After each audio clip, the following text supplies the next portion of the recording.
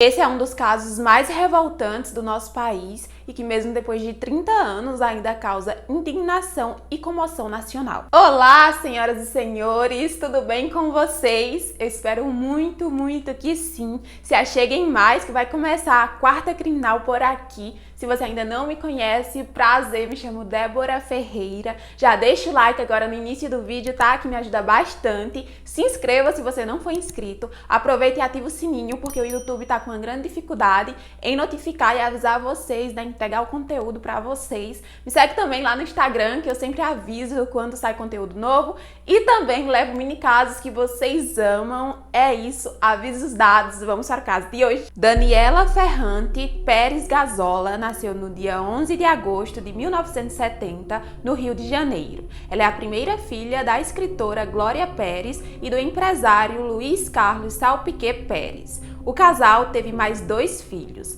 Rafael Ferrante Pérez e Rodrigo Ferrante Pérez. Daniela era uma criança calma, doce e que desde pequena sempre foi apaixonada por arte. Ela amava dançar e tinha o sonho de atuar em musicais e peças de teatro. Aos 5 anos, ela já praticava os seus primeiros passos de dança e aos 9 ela começou a ter aulas de jazz. O talento e a paixão de Dani chamou a atenção de uma das maiores companhias de dança do Rio de Janeiro, a Vacilou Dançou, que lhe ofereceu o convite de dançar profissionalmente. Em 1998, Dani conheceu o ator Raul Gazola. Ela fazia o papel de uma dançarina de tango em sua primeira participação na TV, na novela Cananga do Japão, da Rede Manchete. Em uma entrevista, Raul disse que sonhava com ela desde a adolescência e que quando viu a Dani pela primeira vez, sabia que ela era a mulher da sua vida. Não demorou muito para os dois se apaixonarem e em 1990, Daniela e Raul se casaram. Ainda em 1990, ela e o seu grupo de dança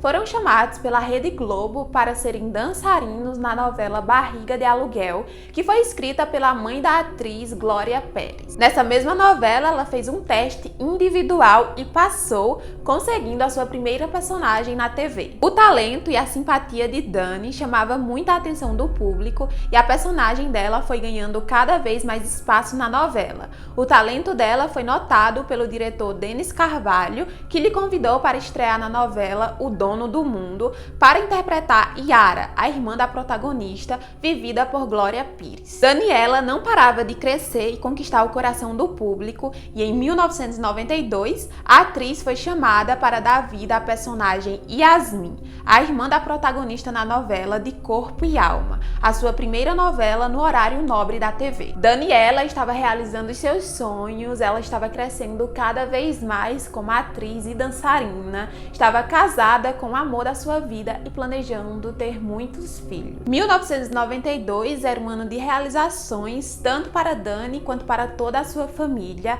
A novela De Corpo e Alma era um marco na carreira da atriz, mas também um marco na carreira da sua mãe, Glória Pérez, que era a escritora da novela e que viu pela primeira vez o seu trabalho sendo transmitido em horário nobre. Em 1992, o principal meio de entretenimento era a televisão e uma novela, principalmente a novela das 9, causava um impacto gigantesco. Era tanto que os capítulos finais de uma novela chegavam a parar o país. Interpretando Yasmin, Daniela ganhou o coração de vez do público, que passou a chamar ela de namoradinha do Brasil por ser tão querida. A personagem dela fazia par romântico com Caio Pastore, interpretado por Fábio Assunção.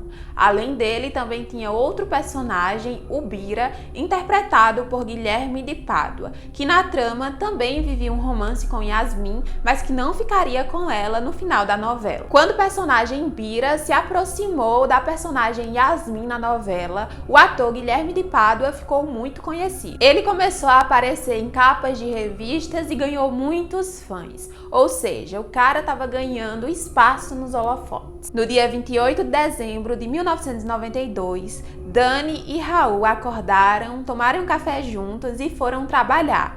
Raul também estava gravando uma novela, mas ele gravava no Projac e a Dani gravava nos estúdios Taikon, que ficavam localizados na Barra da Tijuca. Raul tinha um carro e uma moto. Ele foi na moto e a Dani foi no carro. O dia correu super normal e na hora do almoço, Dani e a sua amiga Marcela foram até a casa da Glória Pérez para almoçar e pegar um dinheiro que seria usado para dar entrada no primeiro carro próprio da Dani, e ela estava super empolgada com a sua nova conquista. Glória estava bem ocupada naquele dia, então ela não conseguiu almoçar com a filha, mas deu dinheiro a ela, que era uma quantia de $6.000. Depois do horário de almoço, ela voltou para a Taikon e foi gravar. Por volta das 6 horas da noite, Dani ligou para sua coreógrafa chamada Sandra e avisou que não tinha conseguido comprar o carro, e Sandra disse para ela tomar cuidado porque a Dani estava com muito dinheiro na bolsa. Só que ela disse que não precisava se preocupar, que saindo das gravações ela iria direto para casa. Quando Raul saiu das gravações, ele passou em frente à Taikon como sempre fazia, para que se Dani ainda estivesse lá, os dois fossem embora juntos. Mas quando ele passou em frente, não tinha nenhum carro lá, então ele imaginou que a esposa dele já estivesse a caminho de casa, porém, quando ele chegou no apartamento do casal, ela não estava lá. Então ele imaginou que alguma coisa tivesse acontecido com o carro, sei lá, o motor ou o pneu furou, porque a Dani não era de sair assim sem avisar. Então Raul decidiu fazer o mesmo caminho de volta para a Taikon, inclusive ele fez outras rotas que também levavam ao estúdio, porém ele não encontrou a Dani. E aí o Raul lembrou que eles tinham um ensaio marcado naquela noite e que talvez a Dani tivesse decidido ir direto para lá, porém ela também não estava no ensaio. Raul achou aquilo muito estranho e ligou para Marcela, a amiga que tinha almoçado com a Dani, e ela disse que não sabia onde ela estava. Às 9 horas da noite, o pessoal do ensaio ligou para a Glória e perguntou se a Daniela estava por lá, porque o Raul estava preocupado procurando ela. E aí as coisas ficaram tensas, porque ninguém sabia onde a Dani estava e ela não era de sumir assim sem avisar. Naquela época estavam tendo muitos sequestros no Rio de Janeiro e a família da Dani foi ficando cada vez mais preocupada, já que as horas iam passando e nenhum sinal dela. Então eles decidiram ligar para o diretor da novela de Corpo e Alma para perguntar se ele sabia alguma informação do que tinha acontecido depois das gravações. O diretor da novela disse que tinha visto a Dani sair acompanhada do Guilherme de Pádua e da atriz Marilu Bueno. Eles então ligaram para a atriz Marilu, porém ela tinha o costume de deixar o telefone com um toque baixo e acabou não ouvindo a chamada. Então Raul foi até o apartamento dela para saber se ela tinha alguma informação, e Marilu disse que até ia pegar uma carona com a Dani, mas que quando eles chegaram no estacionamento tinha algumas crianças querendo tirar fotos com a Dani e com Guilherme, então para não atrapalhar ela decidiu ir embora sozinha. Glória Pérez ligou para o Guilherme, mas quem atendeu o telefone foi uma mulher que em seguida passou para ele. Guilherme disse que a Dani tinha ficado no estacionamento tirando fotos com algumas crianças e que ele tinha ido embora. Questionado se ele não sabia mais nada, Guilherme disse que talvez ela tivesse ido para a casa de alguma amiga.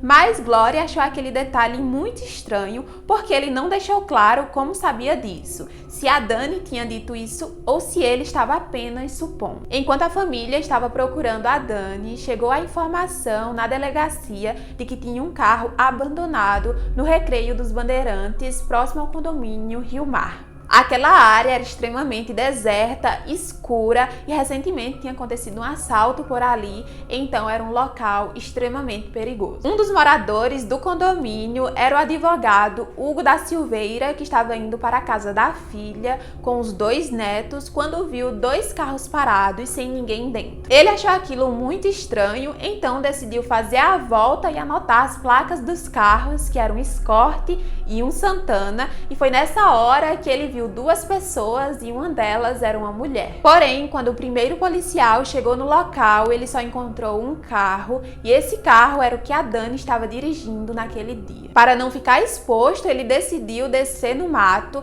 e foi nessa hora que ele tropeçou no corpo da atriz Daniela Pérez, que tinha apenas 22 anos de idade. Nesse meio tempo, Raul decidiu ir até o apartamento para ver se ela não tinha voltado para casa, e quando ele chegou lá, o porteiro avisou que a polícia tinha pedido para ele ir até a delegacia. O Raul estava com a atriz Marilu e ao chegar na delegacia, eles receberam a informação que o carro da Dani foi encontrado. Raul perguntou sobre a esposa, já que eles só falaram do carro, e nesse momento o delegado pediu para conversar apenas com a Marilu em particular, e o Raul ficou super chateado, afinal ele era o marido da Dani, e porque eles não queriam falar com ele. Nessa hora, Raul imaginou que a Dani tinha sido sequestrada, tanto que ele ligou para a mãe dela para avisar tudo o que estava acontecendo. Desesperada, a Glória liga novamente para o Guilherme para saber se ele não lembrou de mais nada, se ele não tinha mais informações, e ela também avisa que o carro da Dani foi encontrado em um matagal abandonado, e automaticamente o Guilherme fala: ela foi sozinha. Enquanto isso, na delegacia, Marilu retorna da conversa com o delegado e dá a triste notícia ao Raul de que a esposa dele está morta. Enquanto a família aguardava na delegacia para ser levada até o local do corpo, Guilherme chega e demonstra estar arrasado, consolando Raul e a família. Nesses momentos, a atriz Cláudia Raia, que também estava na delegacia, acabou notando que Guilherme estava com o braço arranhado e que era um arranhão bem recente. A família foi levada até o local onde o corpo estava e é claro que teve muita comoção, muita gente no local vendo o corpo e a mídia toda ali, e foi aquele desespero que vocês podem imaginar. Ao todo, foram 18 perfurações e a polícia acreditava ser de uma faca ou tesoura. 8 perfurações atingiram o coração dela e a violência foi tão grande que o coração ficou exposto. O delegado estava com a lista dos atores do elenco da novela e com os números das placas dos seus carros. O delegado notou que a placa e o modelo do outro carro visto na cena do crime era o mesmo do Guilherme de Pádua. A única diferença era que ele tinha alterado o número da placa com fita isolante, indicando que o crime foi premeditado. A polícia e a família sabiam que o Guilherme estava envolvido no caso, porém a polícia pediu para ninguém falar nada porque eles só poderiam prender o Guilherme às 6 horas da manhã. O enterro da Daniela Pérez reuniu milhares de pessoas e precisou ser antecipado para que a capela não fosse invadida. Guilherme foi levado para a delegacia no mesmo dia do enterro da Dani e lá ele foi interrogado durante 10 horas. Ele também foi examinado e foram encontrados vários arranhões nos braços dele. Guilherme ficava mudando a versão do que tinha acontecido, mas quando ele viu que a polícia sabia da adulteração da placa e que tinha o depoimento do advogado que anotou as placas e viu ele e uma mulher na cena do crime, não teve para onde correr e Guilherme confessou o crime. Na primeira confissão, Guilherme disse que a Dani estava assediando ele e que ele estava muito preocupado com isso, porque poderia influenciar na visão que a Glória Pérez tinha sobre ele e, consequentemente, o personagem dele poderia ser reduzido ou eliminado da novela. Guilherme disse que já tinha notado que o personagem dele estava sendo reduzido de algumas cenas e que isso era culpa da obsessão que a Daniela tinha por ele. Guilherme disse que no dia do crime, a Daniela disse que queria conversar com ele e teria sido ela que o levou para aquele lugar deserto no Recreio dos Bandeirantes. Ele disse que durante a conversa eles se desentenderam, a Dani acabou pegando uma tesoura e partindo para cima dele. Então Guilherme teria dado uma chave de braço nela e pensou que tinha asfixiado ela, e para tentar fazer ela respirar, ele teria feito um buraco no pescoço dela, mas não funcionou. Desesperado, ele tentou montar uma cena para que tudo parecesse um latrocínio. Golpeou Daniela mais 17 vezes e levou a bolsa dela que estava com dinheiro. Durante o depoimento, Guilherme falou que a esposa dele, Paula Tomás, não tinha nada a ver com o crime. Mas depois do depoimento, ele pediu para ligar para a esposa, que estava grávida de 4 meses e que estava muito preocupada. E foi nessa hora que a polícia escutou ele dizendo para ela que estava tudo bem e que ele estava segurando a barra. Ao ouvir isso, a polícia soube que Paula Tomás estava envolvida no crime. Os investigadores foram até o apartamento dos dois e, chegando lá, lá, eles jogaram uma verde para Paula, dizendo que o Guilherme já tinha confessado tudo. Ela caiu e disse que sim, que no dia foi com ele, mas que não participou do crime. Ela teria ido para ver se realmente a Daniela estava dando em cima do marido dela e que era verdade. Então, após ela saber disso, as duas acabaram brigando. Paula foi levada para a delegacia, deu seu depoimento e foi liberada porque estava grávida. Pouco tempo depois, Guilherme também recebeu o direito de aguardar o julgamento em liberdade, porque a prisão dele não preenchia todas as condições do flagrante. A família, os fãs ou qualquer pessoa que tivesse um pingo de empatia dentro de si ficou revoltada com essa informação, mas depois de algum tempo, essa decisão foi revogada pela justiça. Nesse tempo em que eram colhidos depoimentos e provas, várias especulações foram criadas, até mesmo pelo advogado de Guilherme, que disse em entrevista que o casamento da Dani e do Raul tinha chegado ao fim porque o Raul tinha agredido ela e que no dia do crime ela teria insistido várias vezes para que o Guilherme acompanhasse ela, para os dois terem uma conversa naquele local.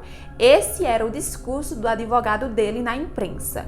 Como sempre, a culpa é de quem não está mais vivo para contar o seu lado da história. Mas é claro que ninguém acreditou nisso. Porém, grande parte da imprensa usava essas entrevistas para vender mais e misturar a realidade com a ficção.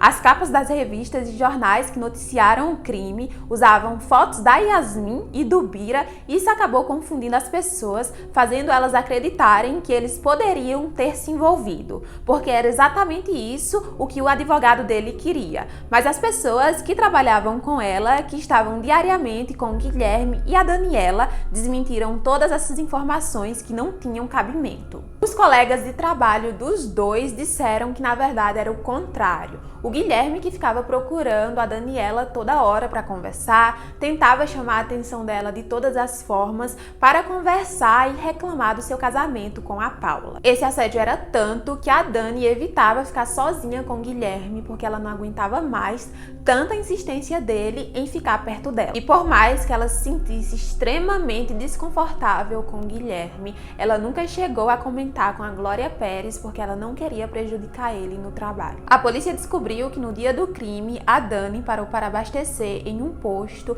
e logo depois um carro chegou e fechou o dela. Em seguida, o Guilherme saiu do carro e a Daniela saiu do dela e os dois começaram a conversar. Logo começaram a discutir e o Guilherme deu um soco no rosto da Daniela, que acabou deixando ela desacordada. O Guilherme colocou a Dani desacordada nos bancos do passageiro do carro dele e já tinha outra pessoa no banco do motorista, e essa pessoa era Paula Tomás. Os frentistas demoraram muito para dar o depoimento. O gerente chegou a demitir todos os funcionários que viram a cena, porque segundo ele não queria expor os funcionários. A família da Daniela começou a desconfiar que a morte dela tenha feito parte de um ritual.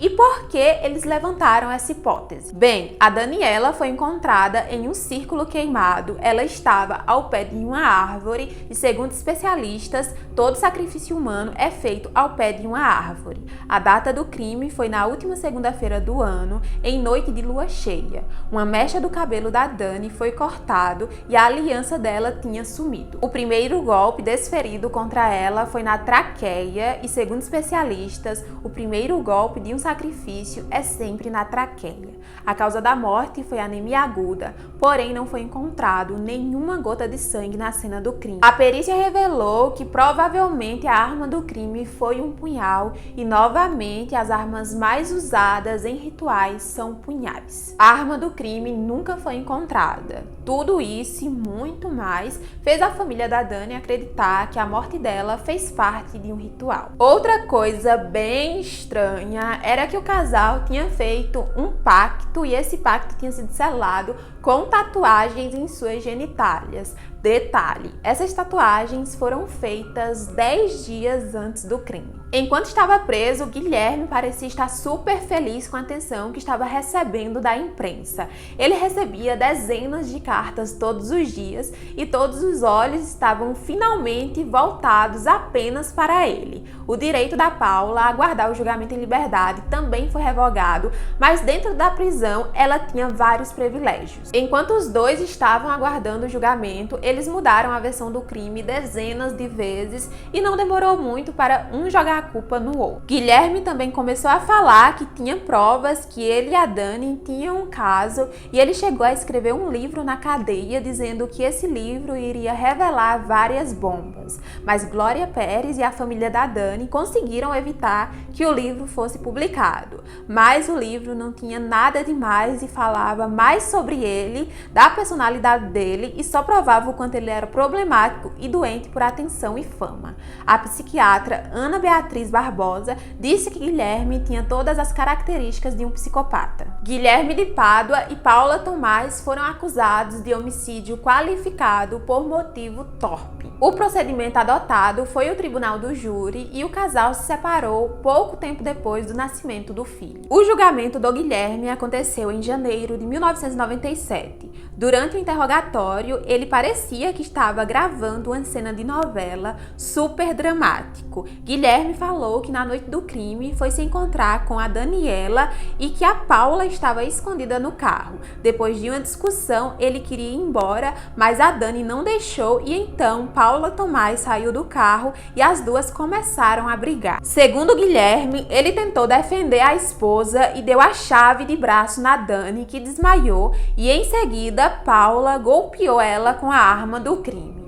Foram apresentadas 200 provas que as coisas não aconteceram assim e, ignorando tudo isso, ele e o seu advogado insistiam em mostrar que nada foi premeditado. O julgamento de Paula Tomás começou em março de 1997 e, por sua vez, ela disse que não estava no local e que não tinha participado do crime. Mas o advogado que anotou a placa viu ela no carro e o porteiro do prédio também testemunhou, dizendo que os dois saíram juntos por volta das 7 da noite e só voltaram às 2 da manhã.